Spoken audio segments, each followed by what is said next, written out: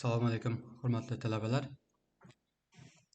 Bugungi mavzuyimiz bino daraxtlarini qurish, bino daraxtlari ustida ba'zi bajariladigan amallarni ko'rib o'tamiz. O'tgan darsimizda ham qidiruv bino daraxtlari, ikkilik bino daraxtlari haqida so'z yutgandik.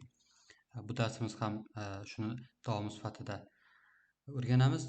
Demak, rejamiz bino daraxtlarini qurish va muvozanatlashni o'rganish, avil daraxtlar hamda muvozanatlash algoritmlari haqida o'rganib olamiz. Demak, muvozanatlanganlik va asosiy tushunchalar haqida so'z yuradigan bo'lsak, bino daraxtlarda elementlar kelib tushish ketma-ketligiga qarab daraxt ma'lum shaklga keladi. Bino daraxt balandligi uzaygan sari uning ustida amallar bajarish qiyinlashib boradi. Demak, har bir tuzilmaga, ya'ni bino daraxt ko'rinishidagi tuzilmaga elementlarni kiritish va ma'lum bir elementlarni joyidan o'zgartirish, ya'ni ularni olish yoki o'chirib tashlash, qo'shimcha elementlarni qo'shish yoki butun bir qism daraxt sifatida elementlarni qo'shish, bu o'sha daraxtni turli tuman ko'rinishga kelishiga sabab bo'ladi. Demak, ushbu elementlar qanchalik ko'paygan sayin ularning ustida bajariladigan amallar birmuncha qiyinlashishi mumkin. Demak, bino daraxt muvozanatlangan deyiladi agar uning ixtiyoriy bir tugunning har ikkala qism daraxt balandligi farqi birga teng bo'lsa. Ya'ni bilamizki, hayotdagi daraxtda tasavvur qiladigan bo'lsak, hayotdagi daraxtni teng ikkiga bo'lamiz. O'ng tarafida shoxlar ko'proq, ya'ni pastga, yerga yaqinroq engashib qolgan, qaysidir qismida shoxlar yuqoriroqda, balandroqda, ya'ni qaysidir bir tomonga og'gan ko'rinishda tursa, demak o'sha og'ganni bu muvozanatlanmagan deb aytsak bo'ladi. Muvozanatlangan daraxt deyiladi.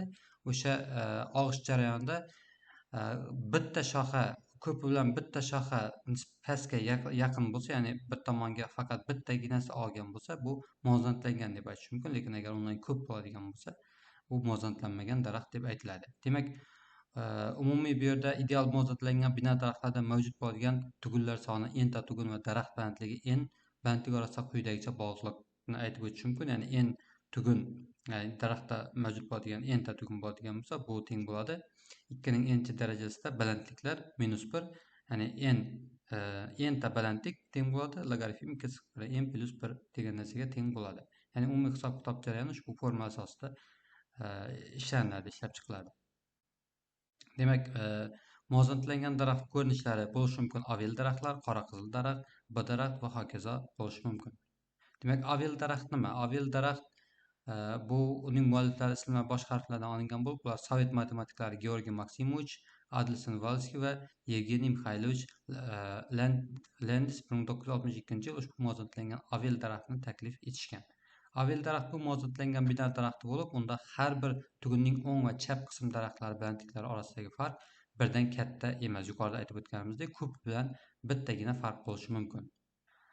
Avil daraxtning asosiy g'oyasi, agar element qo'shish o'chirish amallarida muvozanat buzilsa, u holda daraxt muvozanatlanadi.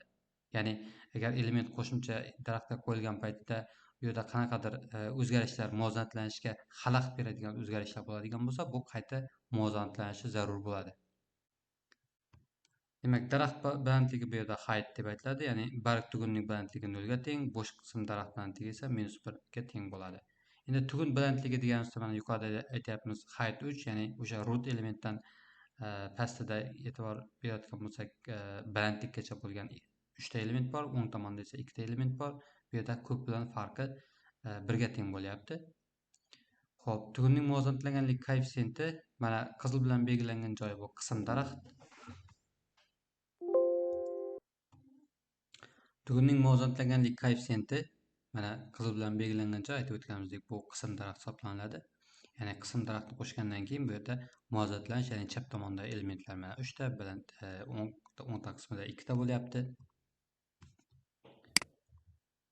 Xo'p, tugunning muvozanatlanganlik koeffitsiyenti bu avil daraxt emas, e'tibor bering, o'ng tomonda root, asosiy root degan nimamiz, demak elementimiz 11 bo'ladigan bo'lsa, o'ng tomonda bitta element, chap tomonda esa mana 3 ta element bo'lyapti. Farqi 2 ta bo'lyapti, ya'ni birdan ortiqcha bo'lyapti, ya'ni avil daraxt nazariyasi bo'yicha bunday bo'lishi mumkin emas. Demak, bino daraxtlarini muvozanatlashda maxsus o'zi yo'llar mavjud, ya'ni qaysidir sonlarni olib boshqa bir tomonga o'zgartirish. Misol uchun men aytib o'tadigan bo'lsak, ushbu sonlarning o'rtasidagi 19 ni ildiz sifatida olamiz. ya'ni root element sifatida va shunga asosan chap tomonda shunga mos bo'lgan undan kichik bo'lgan element o'ng tomonda undan katta bo'lgan elementlarni joylashtiramiz. Mana e'tibor beradigan bo'lsak, 19 ni root sifatida oldik. 12 demak uni chap tomoniga kichkina, 29 katta o'ng tomoniga va shu o'rinda elementlar chapdan o'ngga qarab skannerlanadi, ya'ni birma-bir tekshirilib, zarur bo'lgan joyiga zarur bo'lgan elementlar qo'yamiz. Misol uchun 44 eng katta, shuning uchun o'ng tarafda eng pastda joylashyapti. Agar chiziqli ma'lumot ko'rinishida tasvirlaydigan bo'lsak, bu o'sha o'ng tomon chegarani oxirida joylashgan bo'lar edi. Muvozanatlash algoritmlari, demak, bir qancha algoritmlar mavjud. Biz ushbu darsimizda mana RL, LR va RL degan nimalarni o'rganamiz. O'sha usullarni, algoritmlarni, demak, amalimiz bir marta o'ngga burash, ya'ni chap qism daraxtga bir qo'shiladi. Daraxt muvozanatlanmagan o'ng qism daraxt balandligi oshirish kerak bo'ladi. Endi bu yerda o'sha buni mana stilka bilan ko'rsatib qo'yibmiz. O'ngga bir marta buriladi. Bu yerda mana daraxt muvozanatlanadi hamda binar qidiruv daraxti mana shu yerda hosil bo'ladi. Ko'ryapmiz, mana agar o'ng tomonga boradigan bo'lsak, xuddi mana shunaqa uchburchak hosil bo'ladi. Bir marta mana o'ngga burash. Mana shu elementlarni misol uchun mana e'tibor berayotgan bo'lsak, mana elimiz asosiy root element sifatida qatnashyapti. Pimiz eldan katta degan son hisobida o'ng tomonga bir marta burildi va pimiz T2 bilan T3 degan narsani qabul qilyapti. E'tibor bering. Va elning chap tomonida o'sha T1 degan narsani qabul qilyapti. Mana shunday ko'rinishda chap tomonga qarab skannerlanadi. Mana dastur kodi bilan amaliy qismini ham keltirib o'tganmiz bu yerda. Hop, endi L deganimiz o'sha Rga nisbatan teskari tartibda ishlaydigan usul, ya'ni chap tomonga bir marta buriladi elementlar. Shu tarzda demak muvozanatlanish amalga oshiriladi. Bu yerda dastur kodini ham keltirib o'tganmiz. Va bu yerda mana harf qiymat sifatida ham o'sha chapga bir marta burash, mana bu yerda chapga bir marta burashni ko'rsatib o'tganmiz. Mana bu yerda endi LR amali, ya'ni left to right deb aytsak ham bo'ladi. O'sha erning chap qismini chapga L burib beradi, ya'ni left right bo'yicha. Strelkani ko'rayotgan bo'lsak, bu yerdan mana o'sha o'ngdan chapga qarab elementlarning burilishi mana shunday tarzda amalga oshiriladi. Daraxt muvozanatlandi, ya'ni mana shunday ko'rinishga keladi. LR mana e'tibor beradi. 2 marta endi mana LR e'tibor beramiz. 2 marta chap o'ngga burish, ya'ni 2 marta amalga oshirilishi, ya'ni chapga va o'ngga burilishi. E'tibor beramiz.